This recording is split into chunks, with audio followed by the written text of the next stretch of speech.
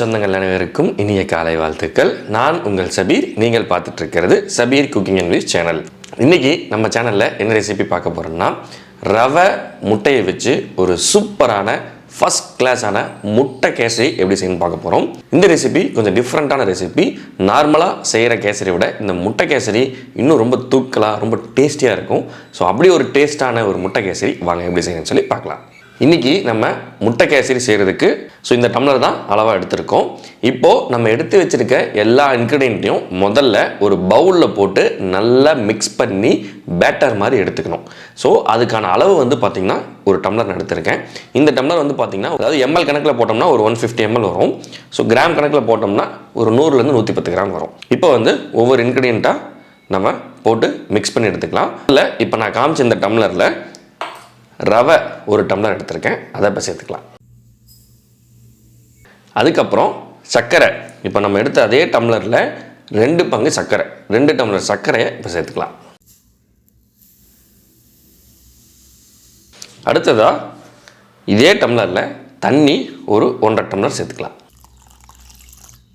அடுத்தது அதே டம்ளரில் 1 டம்ளர் பால் எடுத்திருக்கோம், அதை சேர்த்துக்கலாம். இப்போது ஒரு 100 110 கிராம் ரவைக்கு 2 முட்டையை இப்போ இதில் உடைச்சி ஊற்றிக்கலாம். இப்போ இதே டம்ளரில் ஒரு 1/2 டம்ளர் ரீஃபண்ட் ஆயில், 1/2 டம்ளர் நெய், ரெண்டையும் மிக்ஸ் பண்ணி அதில் சேர்த்துக்கலாம். நெய் வந்து பார்த்திங்கன்னா இன்றைக்கி உதயகிருஷ்ணா நெய் எடுத்திருக்கோம்.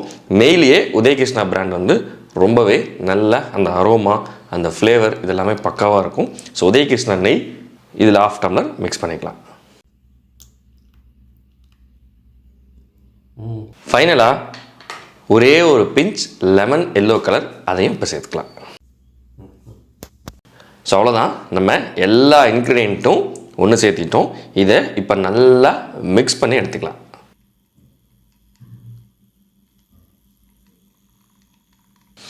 அவ்வளோதான், இப்போ நம்ம எல்லாத்தையும் சூப்பராக மிக்ஸ் பண்ணி எடுத்துட்டோம்.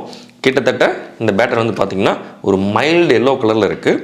ஸோ அந்த சர்க்கரை ரவை எல்லாம் நல்லா மிக்ஸ்அப் ஆகிடுச்சு. இந்த முட்டை ஆயில் நெய் எல்லாமே சூப்பராக மிக்ஸ்அப் ஆகிடுச்சு. இது வந்து கரெக்டாக நல்லா கிட்டத்தட்ட இது எல்லாமே அந்த நெய் மாதிரியே இருக்கும். இந்த எல்லோயிஷ் கலரில் இந்த ரவையாக இருக்கிறனால குறையாக இருக்கிறனால டோட்டலாகவே இது வந்து ஒரு நெய் பதத்துக்கு தான் இருக்கும். ஸோ இதுதான் வந்து சரியான பதம். இப்போது நம்ம அடுப்பை ஆன் பண்ணிடலாம். ஸோ நான் அடுப்பு ஆன் பண்ணி பேன் அதில் வச்சிட்டேன். ஸோ அவ்வளோதான், இது நம்ம வேறு எந்த இதுவும் பண்ண தேவையில்லை. நம்ம மிக்ஸ் பண்ணி வச்சுருக்க இந்த பேட்டரை அப்படியே பேனில் மாற்றி நல்லா கிளறிட்டே இருக்கணும். இது வந்து கைவிடாமல் நல்லா கிளறிட்டே இருக்கணும். ஸோ இப்போது பேன் நல்லா காஞ்சிருச்சு, நான் சிம்மில் வச்சுக்கிறேன். வச்சு இப்போ இந்த பேட்டரை அப்படியே இதில் சேர்த்துக்கிறேன். இப்போது நம்ம இந்த மிக்ஸ் பண்ணி வச்சுருந்த பேட்டரை சேர்த்தியாச்சு. அந்த பேட்டர் நல்லா சூடாகிற வரைக்கும் ஃப்ளேம் வந்து ஹையில் வச்சுக்கோங்க. இது நம்ம ரவை இதெல்லாம் போட்டிருக்கனால கைவிடாமல் கிளறிட்டே இருக்கணும்.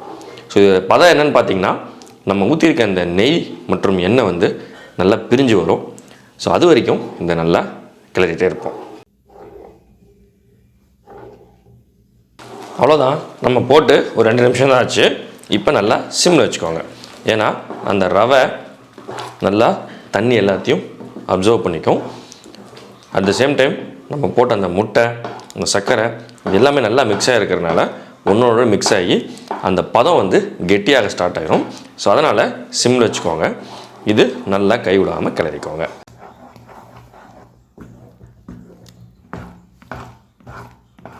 இதில் வந்து பார்த்திங்கன்னா நீங்கள் முட்டையை போட்டு மிக்ஸ் பண்ணும்போது எவ்வளோக்கு எவ்வளோ முடியுமோ நல்லா மிக்ஸ் பண்ணிக்கோங்க. ஏன்னா முட்டை வந்து நீங்கள் சரியாக மிக்ஸ் பண்ணலன்னு சொன்னால் அந்த முட்டையோட மஞ்சக்கரு வெள்ளைக்கருலாம் அங்கங்கே ஒரு லேயராக தெரியும். ஸோ அதனால் நம்ம முட்டை கேசரி சாப்பிடும்போது அந்த இதெல்லாம் தெரியக்கூடாது. ஸோ அதனால் நல்லா மிக்ஸ் பண்ணிக்கோங்க. நல்லா மிக்ஸ் பண்ணி நீங்கள் இந்த மாதிரி ஹீட்டில் வச்சு எடுத்து கிளறி சாப்பிடும்போது அந்த முட்டையோட அந்த ரா ஸ்மெல் கண்டிப்பாக இருக்காது.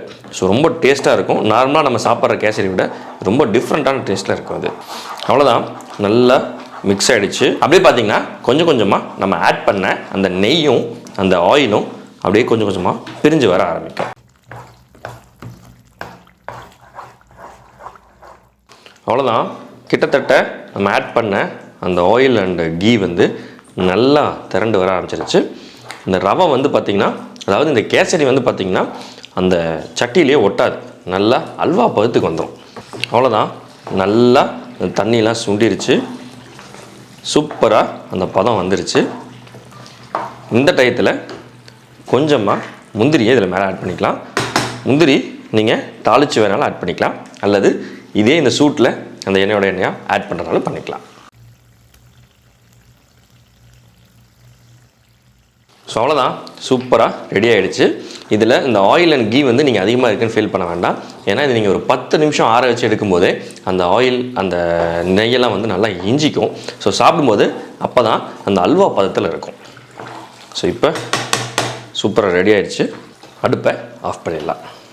ஸோ இந்த சூப்பரான டேஸ்டியான முட்டை கேசரி ஒரு 10 நிமிஷம் இதை அப்படியே வச்சுட்டு அதுக்கப்புறம் எப்படி வந்திருக்குன்னு சொல்லி டேஸ்ட் பண்ணி பார்த்துடலாம். கிட்டத்தட்ட ஒரு 15 நிமிஷம் நம்ம அப்படியே விட்டுட்டோம்.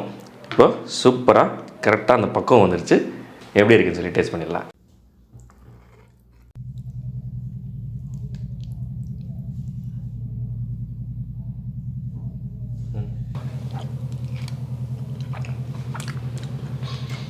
முட்டை கேசரி ரொம்ப ஃபேண்டாஸ்டிக்காக வந்திருக்கு. ஸோ அந்த சர்க்கரை, பால், முட்டை இதெல்லாம் மிக்ஸ் பண்ணி நார்மலாக நம்ம முட்டை கேக்குன்னு சொல்லி ஒன்று செய்வோம், மைதாலாம் போட்டு. அந்த மைதாக்கு பதிலாக இதில் நம்ம ரவையை சேர்த்துருக்கோம். அவ்வளோதான். இது நல்லா பொலன்னு ரொம்ப சூப்பராக வந்திருக்கு.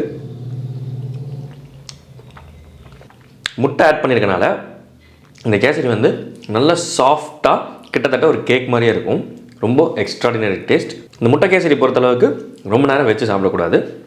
நீங்கள் குக் பண்ணி அந்த ஹாட்டாக இருக்கும்போதே சாப்பிடுங்க, ரொம்ப டேஸ்ட்டாக இருக்கும். நீங்கள் ஏதாவது ஒரு நான் வெஜிடேரியன் விருந்துக்கு இந்த முட்டை கேசரி செய்கிறீங்கன்னா எல்லா டிஷ்ஷும் நீங்கள் குக் பண்ணி முடிச்சதுக்கப்புறம் கடைசியாக அதை செய்யுங்க. அப்போ நீங்கள் சாப்பிடும்போது சர்வ் பண்ணுறதுக்கு கரெக்டாக இருக்கும். வாவ், சாப்பிட்டே இருக்கலாம். ஸோ அவ்வளோ ஒரு டேஸ்ட்.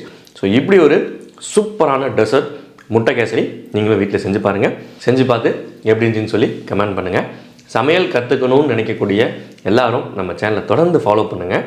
தினந்தோறும் இது போன்ற புத்தம் புது வீடியோக்களுடன் உங்களை நாங்கள் சந்திக்கிறோம். நன்றி.